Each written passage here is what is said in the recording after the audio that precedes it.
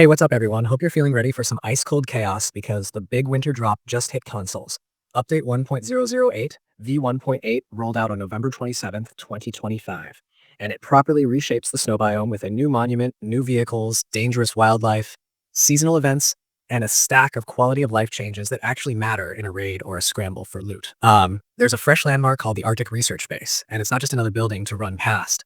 It's designed as a multi-room lab complex with heaters, puzzles, and interior sightlines that force engagements to feel different from the coastal monuments. This place is the main funnel for the Snowmobile unlocks, and it brings the kind of tight routes and staggered spawns that will change rotation planning for anyone who likes mid-range fights or wants to control vehicle access. Speaking of snowmobiles, yes, there's a new vehicle class that behaves exactly how you'd expect, blistering fast on snow and sand, but lethargic when you drag it into other biomes. The takeaway is that mobility becomes situational. If you can secure a snowmobile inside the research base, you've got excellent exfil options across frozen plains, but you also become an obvious, noisy target for players and the new apex predator on the map. That predator is the polar bear, and it's a proper threat. It spawns exclusively in the Arctic biome and is tuned to be the toughest animal in the world, rewarding you with extra resources if you manage the encounter and harvest it. Polar bears alter how you approach outdoor farming in the snow. You can no longer treat the tundra as a safe transit zone, and engine noise or bright lights can draw attention from wildlife as well as other players. On the more festive side, the update brings seasonal content tied to a Christmas event.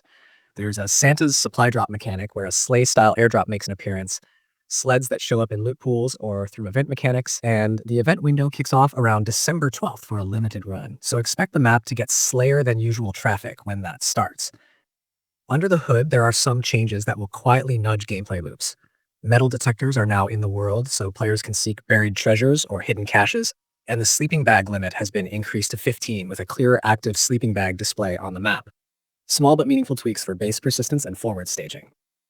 Deployable snapping has also been expanded to include rotation before deploy and simple versus advanced snapping options, which makes base building and deployable placement much more precise and opens up creative defensive layouts that weren't practical before. Radiation and monument timing got some attention too. Rig mechanics were tweaked so that certain radiation behaviors and reset windows match expectations and line up with console timing, which matters if you've been optimizing crate runs in rat cadence. There are also inventory and UI fixes, ammo UI clarity, item ownership overlays, map icon adjustments, all the polish that reduces annoying edge case problems mid-fight. Performance fixes made the list in a big way. Optimizations for gun handling, texture, streaming on some hardware, crash patches, and a variety of stability improvements that should cut down on weird micro-stutters during large base fights or when several players converge on a single monument. These aren't flashy, but they're the kind of back-end work that actually keeps a raid from turning into an exercise in teleporting bullets. Double 11 also dropped a developer blog alongside the update that teases 2 new DLC packs, the Arctic pack among them, which add cold-resistant suit variants, snowmobile skins, and icy weapon designs for anyone who wants to rep the biome aesthetic without changing gameplay stats. The blog explains some of the art and design rationale and why certain cosmetic choices were paired with the new content. On the meta level, this update shifts priorities in a few clear ways. Domination of the Arctic Monument grants access to mobility that's hard to contest if you blitz it early, but holding it invites contested fights around predictable snowmobile lanes. Polar bears create high-risk, high-reward hunting spots that can feed a base or wipe a duo who underestimated them, and deployable snapping means builders can squeeze more defensive value out of walls and traps without relying on exploit-y placement tricks. All of that folds into pacing changes for servers and how you plan wipe day strategies if you're running a community. There are also plenty of fixes to the sort of small but infuriating bugs players have been vocal about.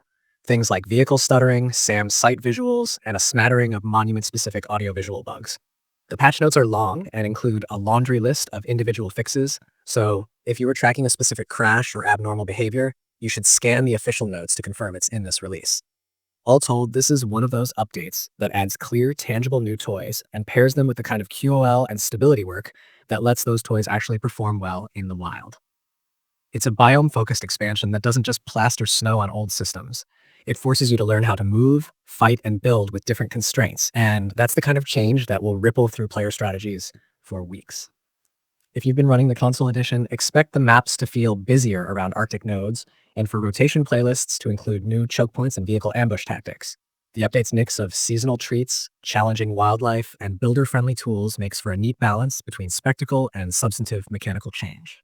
That's the long and detailed breakdown of what's arriving with the winter update. It's a big one for anyone who likes monuments, vehicles, and base creativity, and it reshapes how the North is played in a way that should keep servers lively once players start learning the new flows.